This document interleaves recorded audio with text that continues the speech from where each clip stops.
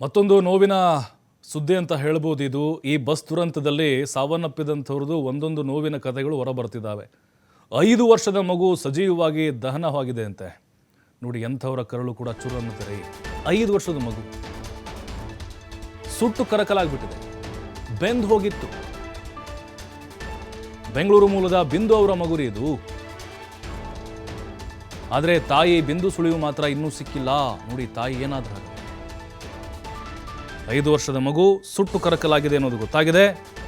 ಅವರ ತಾಯಿ ಬಿಂದು ಅವರು ಎಲ್ಲಿದ್ದಾರೆ ಅನ್ನೋದು ಗೊತ್ತಿಲ್ಲ.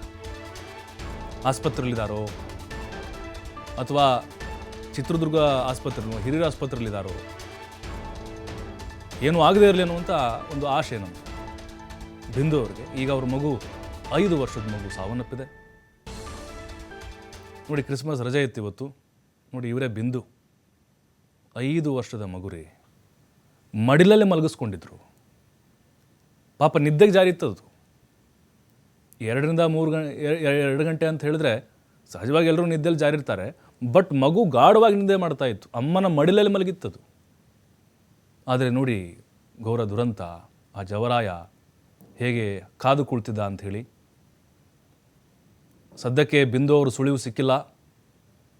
ಆದರೆ ಅವರ ಮಗು, 5 ವರ್ಷದ ಮಗು ಸಾವನ್ನಪ್ಪಿದೆ ಅನ್ನೋದು ಗೊತ್ತಾಗ್ತಾ ಇದೆ. ನಿಜಕ್ಕೂ ಆ ಹೆತ್ತವ್ರಿಗೆ ಎಷ್ಟು ಸಂಕಟ ಆಗಿರಬಾರ್ದು.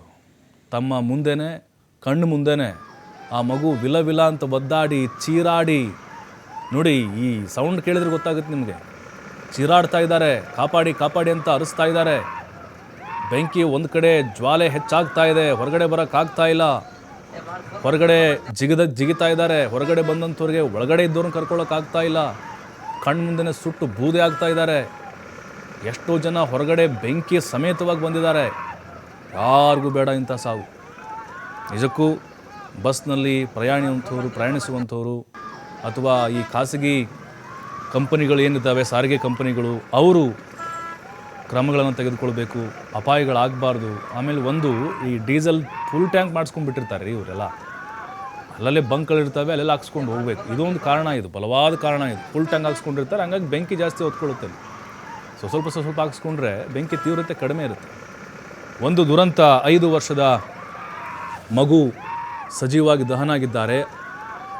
ಅಲ್ಲಿ ಅವರ ಪೋಷಕರು ಮಗನಾದರೂ ಉಳಿಸಿ ಅಂಥೇಳಿ ಕಿರ್ಚಾಡ್ತಾ ಇದ್ರಂತೆ. ಆ ಮಗುನ ಹೆಂಗಾದರೂ ಬಚಾವ್ ಮಾಡಬೇಕು ಅಂತೇಳಿ. ಇನ್ನುಳಿದಂಥ ಪ್ರಯಾಣಿಕರಿಗೂ ಕೂಡ ಗೊತ್ತಾಗಿತ್ತು. ಆ ಮಗು ಅಳುವಂಥ ಶಬ್ದ ಗೊತ್ತಾಯಿತು.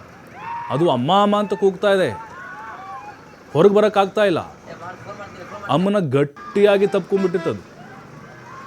ಆದರೆ ಆ ಬೆಂಕಿಯ ಕೆನ್ನಾಲಿಗೆ ಮುಂದೆ ಬದುಕುಳಿಯೋಕ್ಕೆ ಅವಕಾಶನೇ ಇರಲಿಲ್ಲ ಅವರಿಗೆ. ಸದ್ಯಕ್ಕೆ ತಾಯಿ ಬಿಂದು ಅವರ ಸುಳಿವು ಇನ್ನೂ ಸಿಕ್ಕಿಲ್ಲ. ಅವರ 5 ವರ್ಷದ ಮಗು ಸಜೀವವಾಗಿ ದಹನ ಹೊಂದಿದೆ. ಅವರ ಕುಟುಂಬಸ್ಥರು ನೆನೆದು ಕಣ್ಣೀರು ಹಾಕ್ತಾ ಇದ್ದಾರಂತೆ. ಬಿಂದುನ ಹುಡುಕೊಡಿ ಅಂತ ಗೋಗರಿತಾ ಇದ್ದಾರೆ ಆಸ್ಪತ್ರೆ ಮುಂದೆ. ಬೆಡ್ಗಳನ್ನು ಹುಡುಕಾಡ್ತಾ ಇದ್ದಾರೆ ಅವರು. ವಾರ್ಡ್ಗಳನ್ನು ಸುತ್ತಾ ಇದ್ದಾರೆ ಅವರು. ಇಲ್ಲೇ ಎಲ್ಲಾದರೂ ಅಡ್ಮಿಟ್ ಆಗಿರ್ಬೋದು ಅಂತೇಳಿ. ಹಾಗಾಗಿ ಪೊಲೀಸರು ಕೂಡ ಅಲ್ಲಿ ಖಚಿತಪಡಿಸಬೇಕು.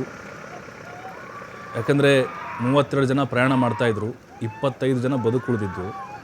ಇನ್ನು 7 ಜನರದಲ್ಲಿ 5 ಜನ ಡಿಕ್ಲೇರ್ ಆಗಿದ್ದು, ಇನ್ನೊಂದು 2-3 ಅವ್ರ ಬಗ್ಗೆ ಆದಷ್ಟು ಬೇಗ ಪೊಲೀಸರು ಮಾಹಿತಿನ ಕೊಡಬೇಕು ಅಲ್ಲಿ ಬಂದಂತಹ ಸಂಬಂಧಿಕರಿಗೆ.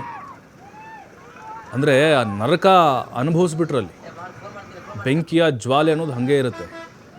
ಬಹುಶಃ ನೀವು ಸಿನಿಮಾಗಳಲ್ಲಿ ನೋಡಿರ್ತೀರಿ ಹೆಂಗೆ ಬೆಂದು ಸಾಯ್ತಾರೆ ಅಂತೇಳಿ ಸಂಕಟಪಟ್ಟು.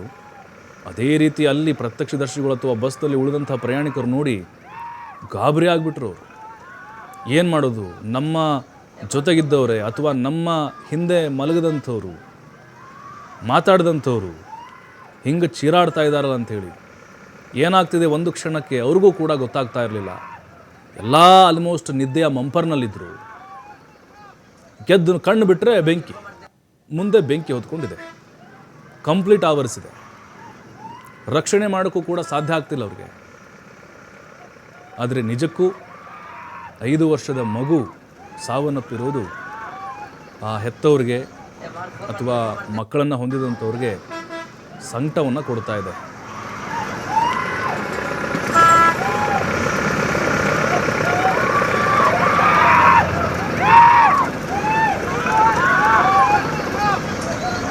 ಫೋನ್ ಮಾಡ್ತೀನಿ ಫೋನ್ ಮಾಡ್ತೀನಿ.